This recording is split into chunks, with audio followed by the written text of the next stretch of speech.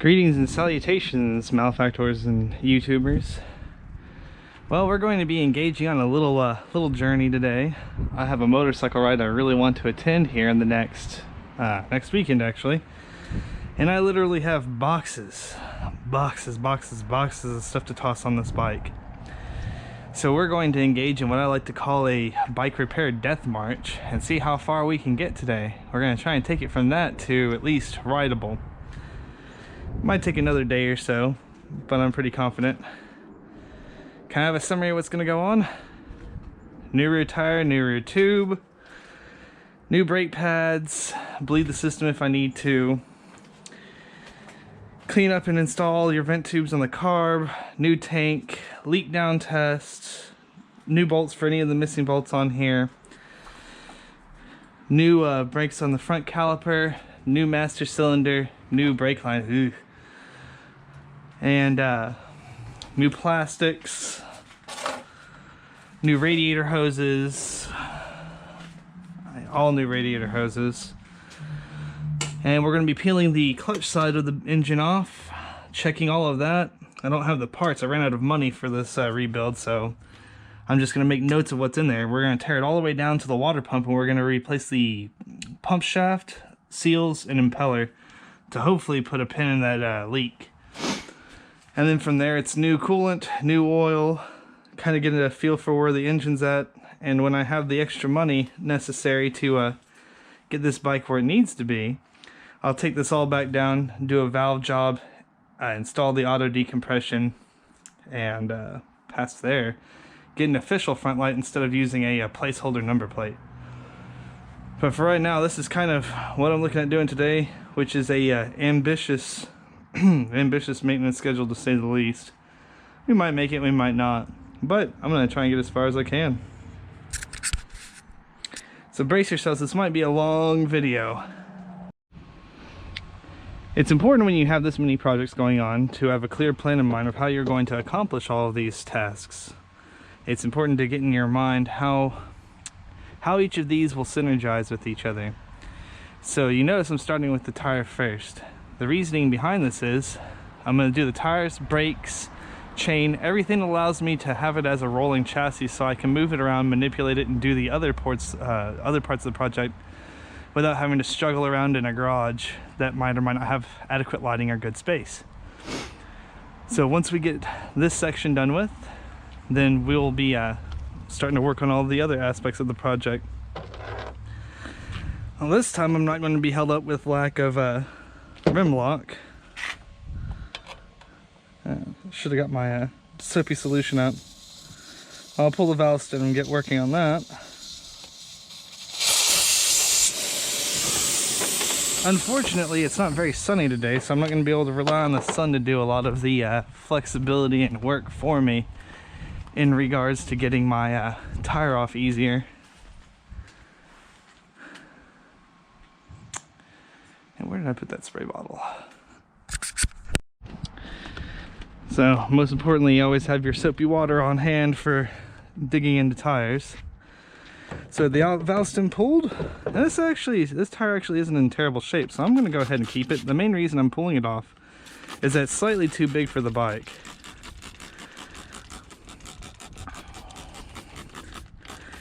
Now, this might have been a good opportunity to take this wheel off and get all of this knackered paint off of here, but really I'm not going in for a full beautification yet. That's going to be kind of down the road when I have every aspect of this bike polished mechanically. What's the old adage? Chrome don't get you home. So, kind of take note, here's the Motion Pro Bead Pro irons. And the reason I love these, this little mechanical joint here breaks a bead for you. And this does work on adventure bikes. I have gotten off Heidenau K60s, which are the equivalent of tossing cast iron skillets on your bike. Motaz ADV, Mitasi 09 and E07, Shinko 804, Shinko 705. These things have been my number one buddy throughout most of this. And in the front tire video, This fulcrum mechanism is what I use to finally set the final bead on the tire.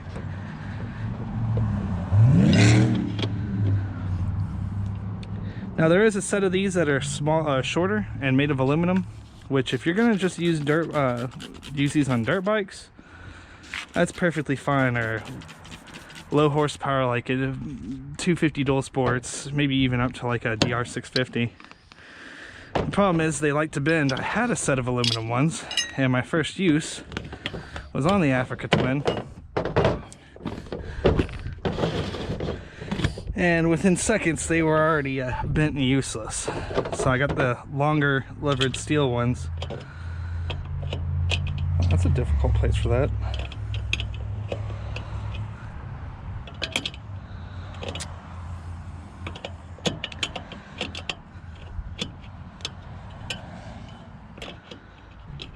Since we have 3 holes drilled in this rim for some reason, I think I'm going to move the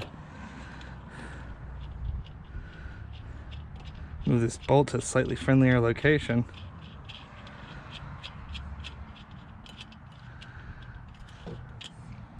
Actually, they're all, that might not be bad. Now, let's see. Normally you want your rim lock opposed to your valve stem. So these are actually form a triangle. Huh. Well, that's different. Maybe someone was trying to make this into a dual sport bike and do two rim lockers, which is actually a pretty common modification if you want to take your dirt bike and turn it into a dual sport. Helps you balance without really having to know how to balance or have a balancing tire balancer. Though Harbor Freight actually has a decent tire balancer. It's like $35. And actually learn how to balance a tire is a good skill. Or you'd be lazy like me and get that ride-on sealant, which I've reviewed in the R125 videos. Now, balance and sealant with emphasis on the balance and lack of emphasis on its sealing properties.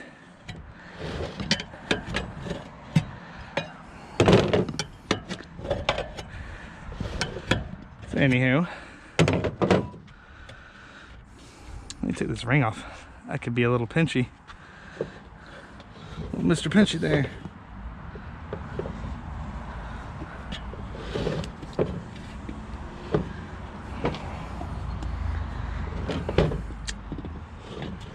This will be difficult.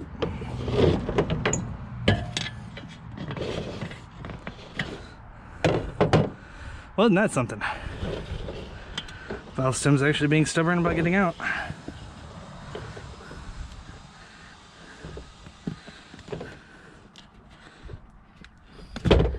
Ow, that's smarts. And you notice I'm putting this sprocket side up. Honestly, I don't like to potentially lean the tire irons against the brake because it's a much thinner material and you warp your disc. Ask me how I know on the Africa Twin. Believe me, just on that bike. Well, you basically had to break into Fort Knox to be able to afford a disc on that bike. Don't get me wrong, I absolutely love leader adventure bikes. They're fun. I do all sorts of goofy stuff on them. But the cost of maintenance on them is relatively steep. But you know what they say, you gotta pay to play. This tube's actually in decent shape. So what I'm gonna do is, since this is relatively, whoa, that's a huge tube for this bike. What I'm going to do is hold on to this tube just in case I need a spare. When you do a tire change and you notice there isn't any sort of like rippling, burning, heat damage, anything like that to it, well, it's a good idea to wrap it up. You know, put it back together, stuff it in a bag, keep it in the back of your truck just in case you need a spare tube. Anything worth saving on the bike when you're doing this is always worth saving. Who knows, you're gonna be out in the woods like me when I was on spokes. Why I didn't get a good video of that ride, because my front tire ate it. I didn't have a spare tube. Do.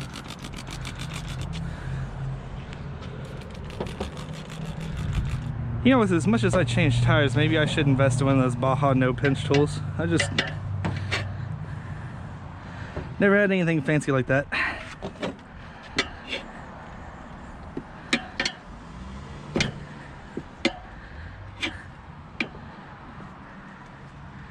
Come on, feller.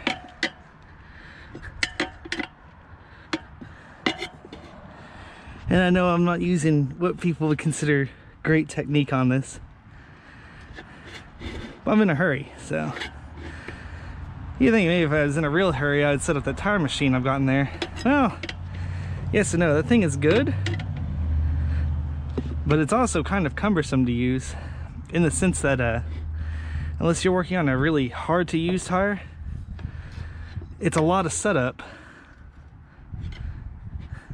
for a dirt bike tire.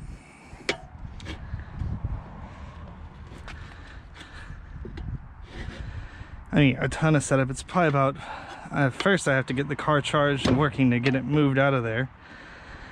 Then I set it in the anchors I drilled into the garage floor. Then I set all the various components of that tire machine to the size wheel I'm working on.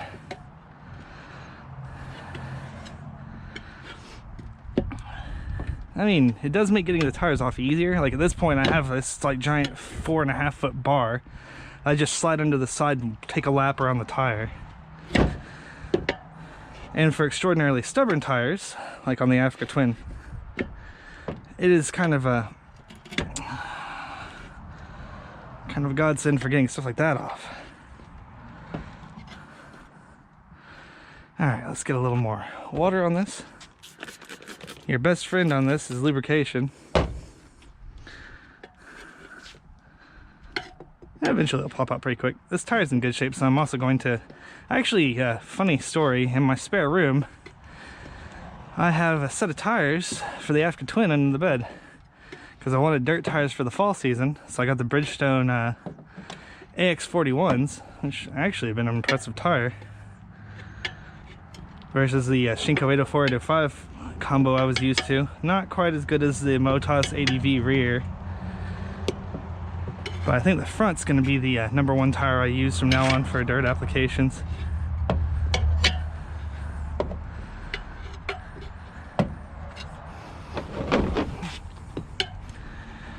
But I do have a set of Shinko 705s underneath my guest bed. Then I just am ready to spoon back on the Africa Twin when I take it back to just primarily street duty. Alright. Any real corrosion? No, it's just dirty in here. No damage. Let's set our rim strip back. If I did have the time to waste a sand and wash this thing down, I would go ahead and get all this paint off of here.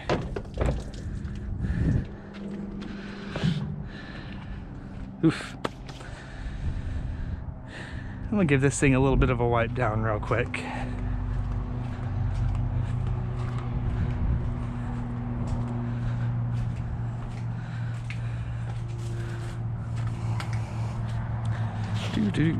Do.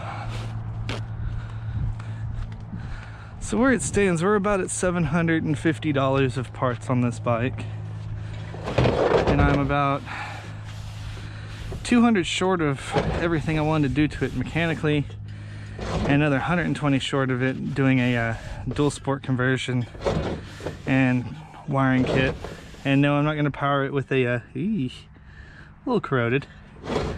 I'm not going to power it with a Ryobi or a drill battery like the last one. I'll tell you, the temptation is there. All right, let's see.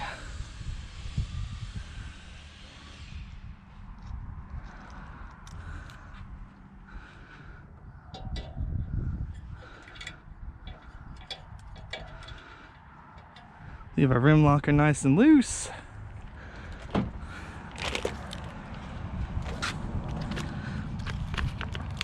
I am super curious about this Tusk Recon Hybrid. And there's a few videos about it out there, but not a ton. Now this is exactly the tire I use on most of my dirt bikes, the front and rear K760 from Kenda. Absolutely love that tire. Alright, are we unidirectional? We are unidirectional, so we could reverse you if we wanted. Means I don't have to pay attention when I spin it on. Well, I have to pay very close attention to, oh goodness, very close attention to what direction it goes.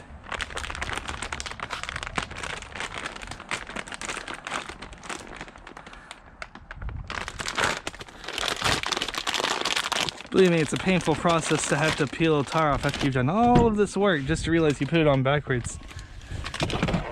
I might or might not have done that on the Africa Twin a couple of times, which is part of the reason why I also keep a permanent marker for directional tires generally, and I'll put a little arrow on the brakes to let me know, hey, doofus, do it this way.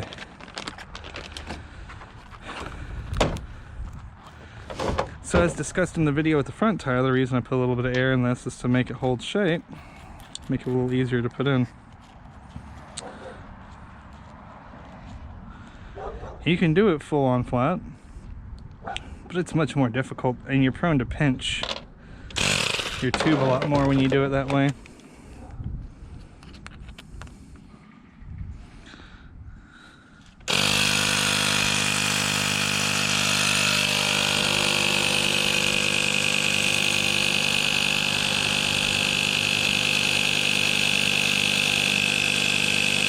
Funny enough, this is not my trail side inflator. This is what I take when I load a bike into a truck.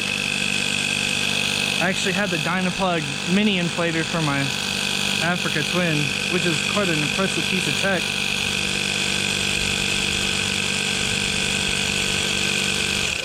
If you ever watched the movie Men in Black, the gun they have in it, the Noisy Cricket, it's about the size of that. It's this dinky little tire pump, but it's surprisingly powerful.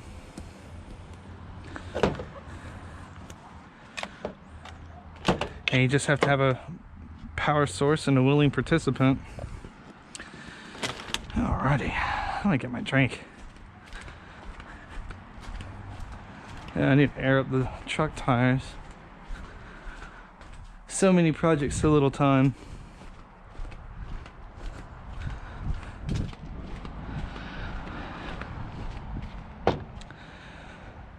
Alrighty. Not for highway useful, yeah. If this thing is a hybrid gummy, I wouldn't recommend spinning it on the highway. Alrighty, so let's see. We're going to set this to frizz.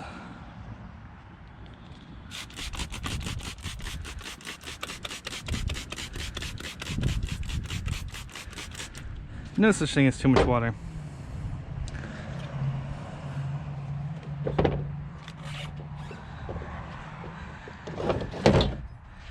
And we're going to spoon this bad boy on.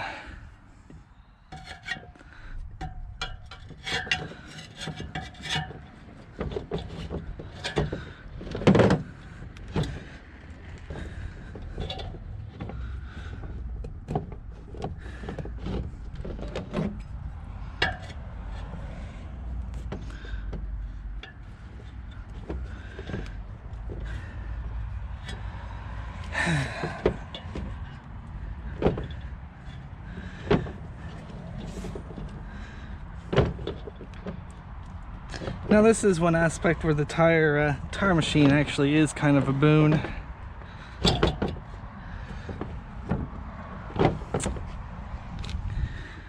Because when you're putting this back on, it actually has a function on it.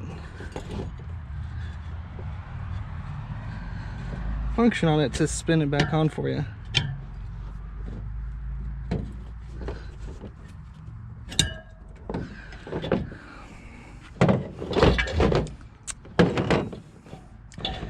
This right here, honestly, for me is the hardest part, is getting this stupid thing back in the tire and getting the rim back on it.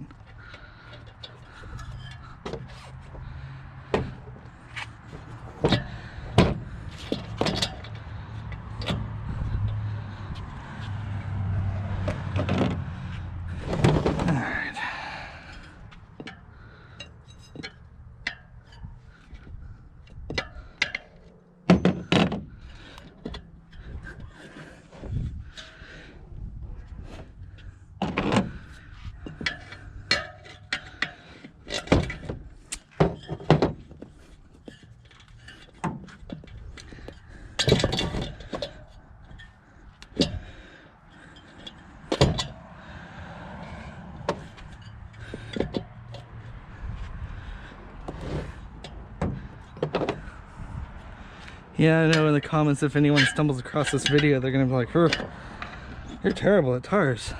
I'm not terrible. Just not the best.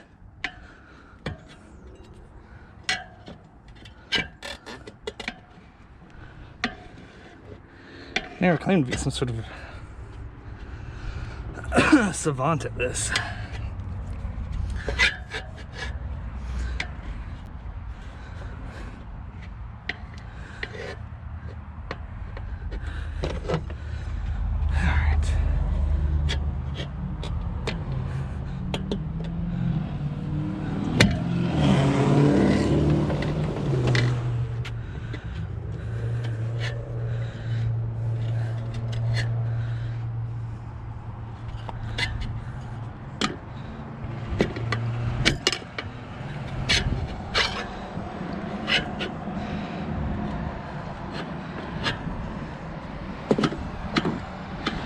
I know I always preach little bites.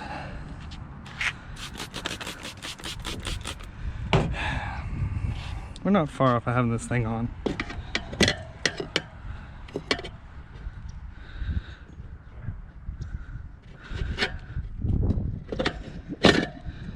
No. Don't do me like that.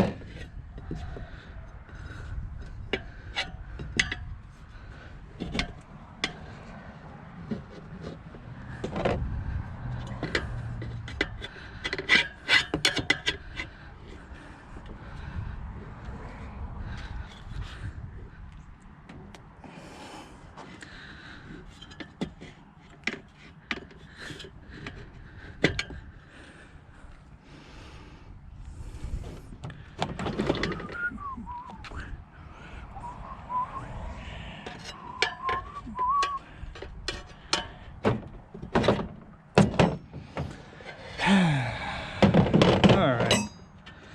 Funny guy.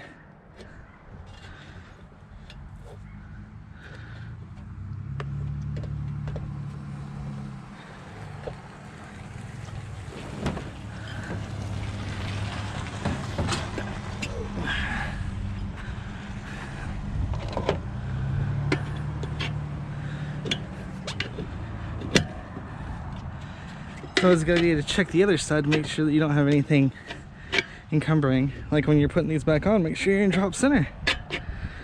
Be surprised how impossible this is when your tire drops out of drop center. You're wondering why you're breaking tire beads and cracking rims.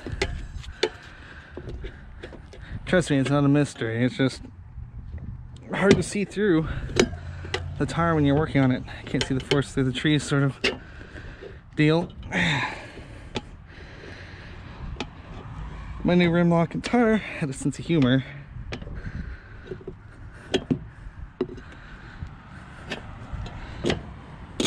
There we go.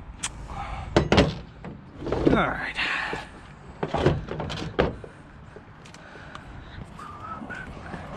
This time we're going to go with the conventional wisdom. Oh yeah, make sure you pull your valve stem out whenever you're putting in a tube. Oh, you just put air in it. Why are you pulling the valve stem out? You gotta make sure you have no air in it while you're assembling it.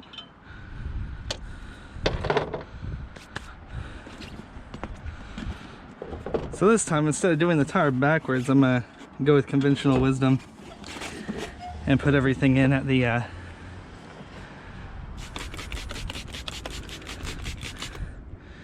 put everything in first. Now, spoon the tire on first.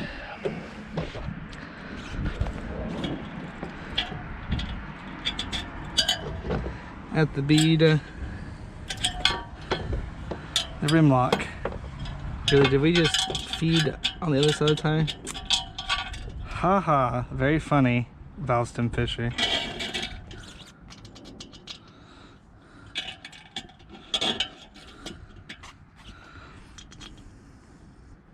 And yes, I do still use some fancy tools for this. I think you want to say, oh, you know, don't rely on fancy tools for this, but some fancy tools are worth it.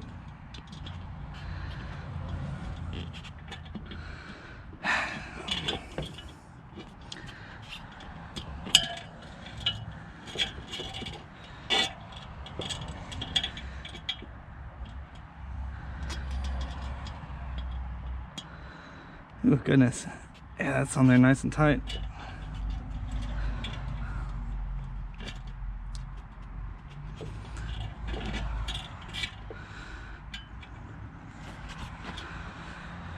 All right. A little creative here.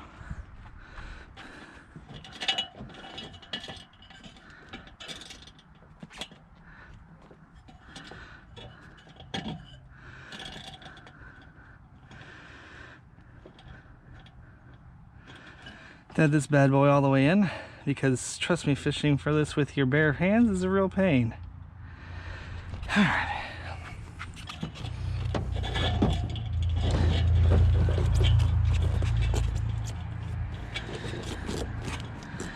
You might ask, well, what tire is harder to do, the rear or the front? Well, in some aspects the front's harder because you have less room to move your hands around in the inside of it. The rear's harder in a way. Oh goodness, it actually retained a lot of air in there. Back you out. Rear's harder because everything's a lot stiffer.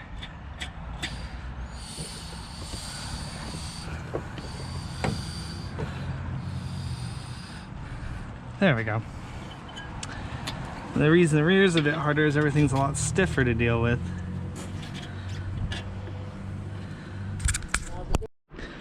Alright, we're still making progress on our rear tire here.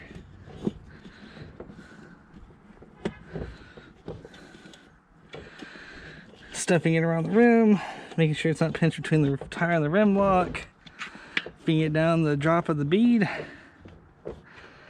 And then, wait to use my tire Houdini.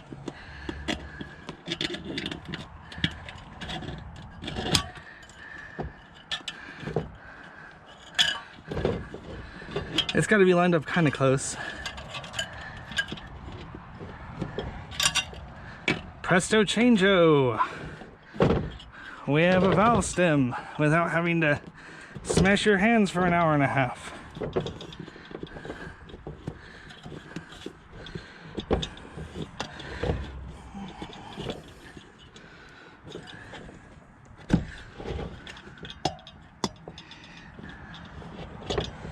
I don't think I take enough time to sing the praises about that tool enough.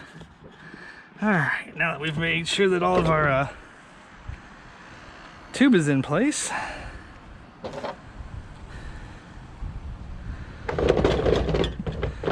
get another healthy round of soapy water.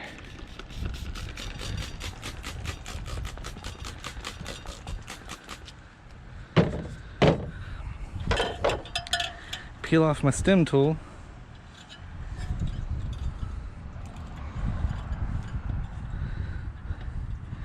At this point you want to put your washer on, or not your washer, your nut on semi-tight so you don't lose this again.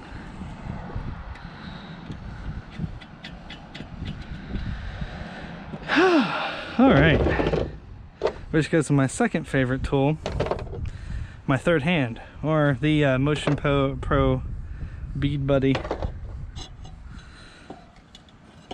One thing you'll notice when you're working on tires like this, you constantly think to yourself, man, I really could use a third hand. That's what would make this great, using a third hand. Oh, wait a second. Got mixed up for a second of which side my rim locker was on.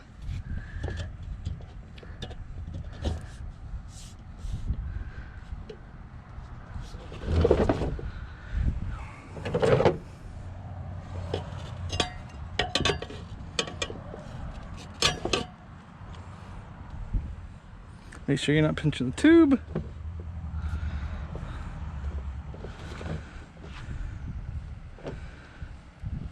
Now at this point, when you have part of your tire on, got a little gap, feed your little bead buddy in. Feed your little bead buddy in. And you thread him down to where he's nice and tight, and voila, you have your third point on here. You have gained your third arm that you weren't completely created with. Make sure everything's in drop center on the other side. Make sure you're nice and soupy. And we'll see if I look like I know what I'm doing on this a little better than the last time. So, goodness.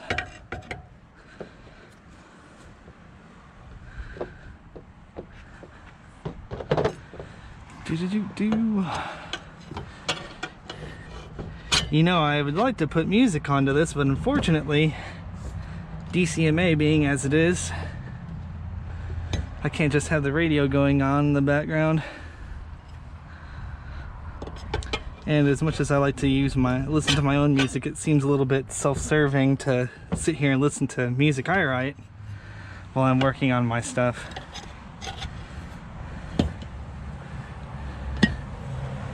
Kind of like the type of folks that would sniff their own fart, so to speak. I feel weird about it. Watch your foot. Not saying I don't like writing music. I enjoy it. I don't enjoy playing it with bands anymore, though. And funny enough, went from DFW, which was like a capital of metal music, to Austin, Texas music capital of the world or whatnot. And being here was enough to make me never want to play in a band again. You really only had a couple of choices of stuff to play.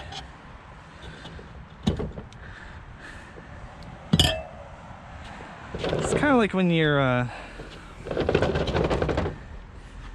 dealing kind of like with housing trends here. You have all that stuff in East Austin with like the gentrification and everything, all those fancy shed houses. So every new expensive house looks the same. It's that same shed roof. I like to call it the generic, non-generic Austin house. Every single one with that same shed roof, 2 stories, narrow lot. A little bit boring.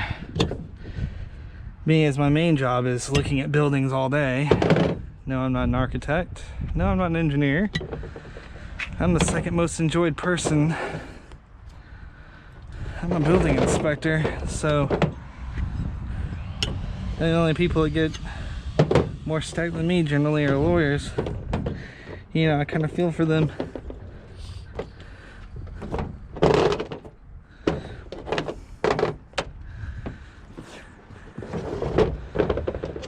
But yeah, basically my job all day is to try and protect public welfare, and then listen to people tell me I don't know what I'm doing when I've been doing it for 20 years.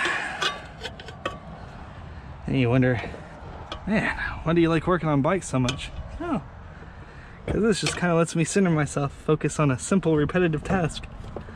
Well, I say simple. Spinning on this tire is definitely not a simple task. I've already gotten to the difficult aspect of it.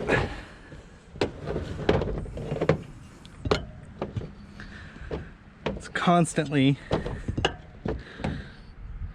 putting this tire on the other side back into drop center of the bead.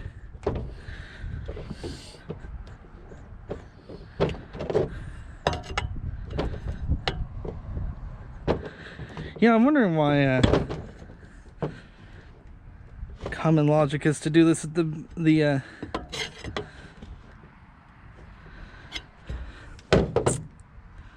rim lock, because this is actually turning out to be much harder to get back into drop center on this side.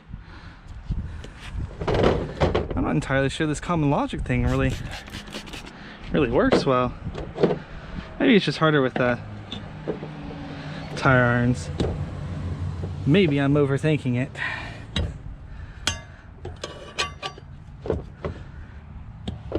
And of course, haha. Yes, peel off the other side when I'm wrenching down on the first side.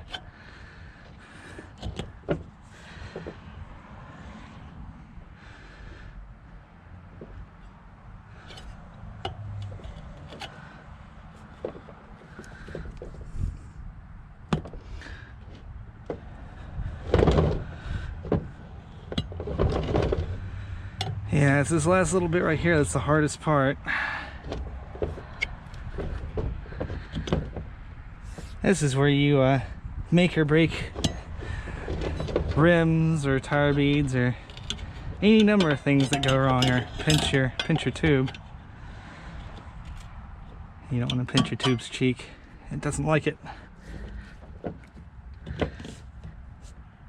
It's not like the Pillsbury Doughboy. It doesn't go whoo-hoo when you pinch it. When you pinch it, you feel an overwhelming sense of dread wash over you. Because all of this work you've just done is for nothing. Alright, it's starting to dry out. It's anything less than absolutely soaking wet. It's hard to spoon on. Maybe I can get one more bite like this, then from here it's this is the point where you pray that you get lucky that you can actually get the tire to feed on with this last bite. Oh no! Oh no! We're close.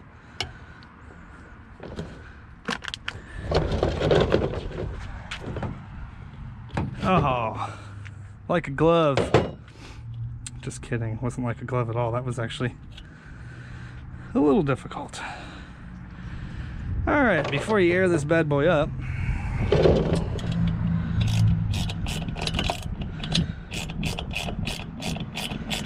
tighten down your rim locker.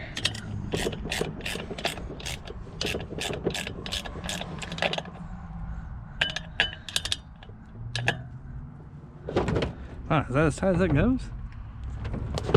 Well, it was kind of short thread for... I didn't think so.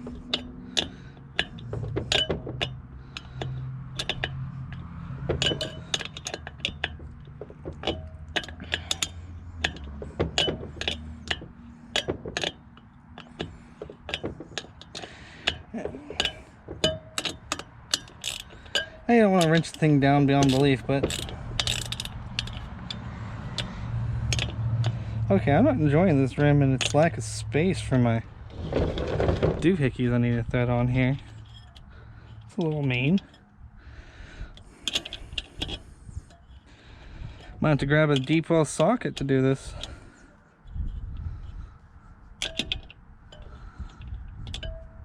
Yeah, this is breaking. I'll grab a... See, you wonder, man, what is your deal with wanting to use sockets and stuff for...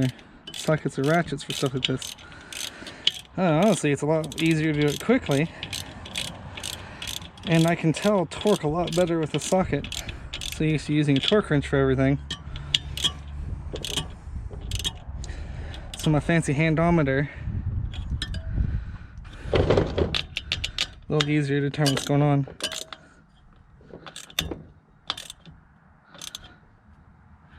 Alright, that's nice and tight in there.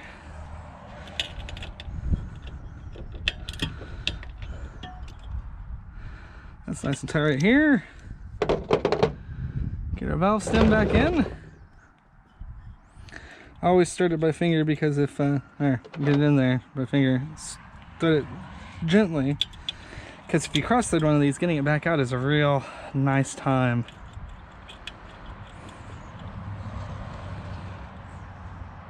There we go. Just finger tight. Maybe a little smidge past finger tight. Whoop. Alright, there we go. Now, of course, we're not going to use the Ryobi hand pump for this next part because beating a tire with that would take ages. And if I'm going to be tearing apart large swaths of this motorcycle today, speed is actually kind of the essence. Now you'll notice on the other video, I didn't use water to set the bead on the front tire. And I don't think I need to on this one, but I'm going to, because I think it's not a bad idea.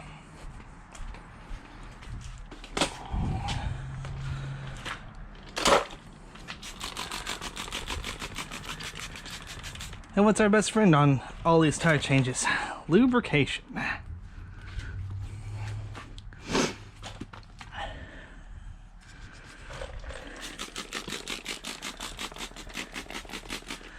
So what you're gonna look for when it's on bead is that this line right here is uniform all the way around.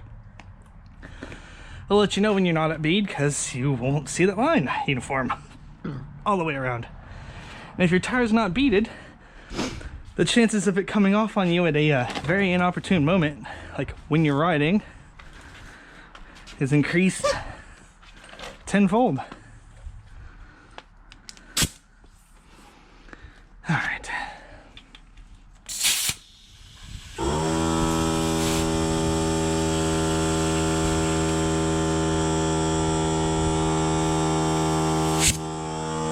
I might have to loosen the bead locker, funny enough.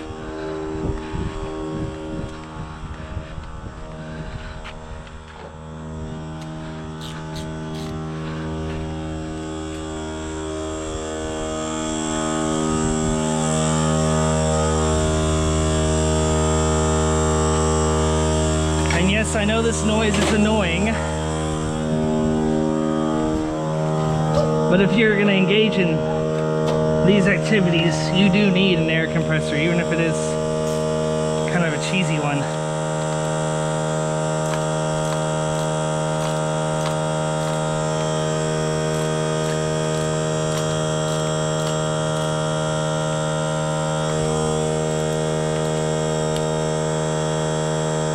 Alright.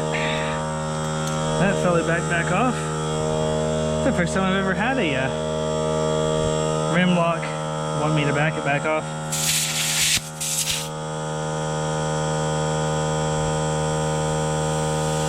Let's see how much pressure we're at. Normally it'll be about 50 pounds to beat a tire. 35.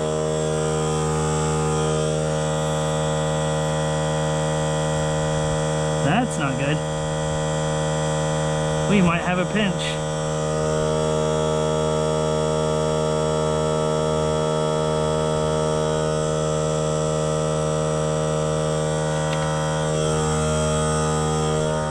See. Yeah, that's not good. I might have to redo this whole damn thing. Yeah, it's dropped quite a bit.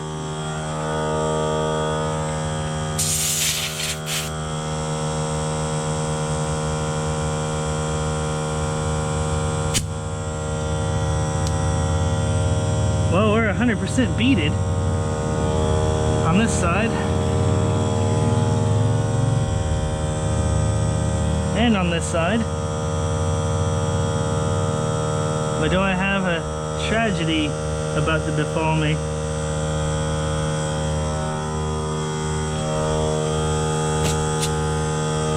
Oh goodness.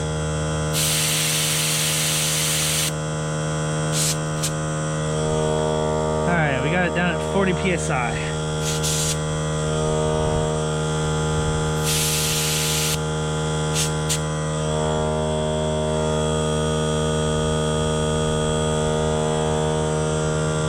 I'm going to drop to 35, which is its recommended pressure. Or let it sit here and think about it for a bit.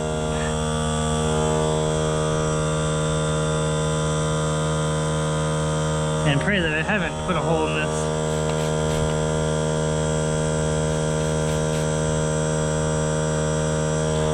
So a lot of times when you see suds coming out, it's because you're forcing air out of the tire area.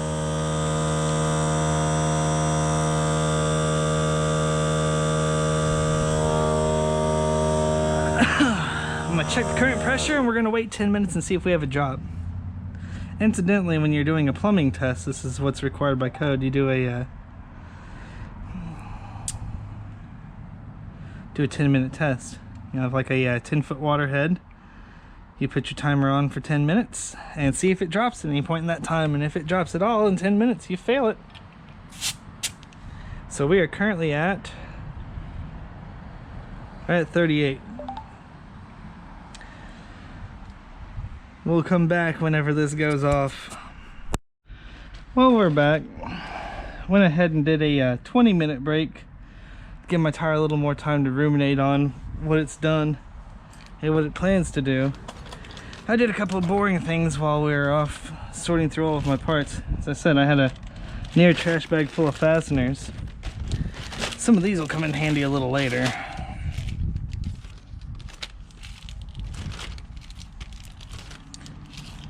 What I'm gonna focus on is what we're gonna need for what we're gonna need for the wheel, swing arm, all that jazz. Getting that chain on.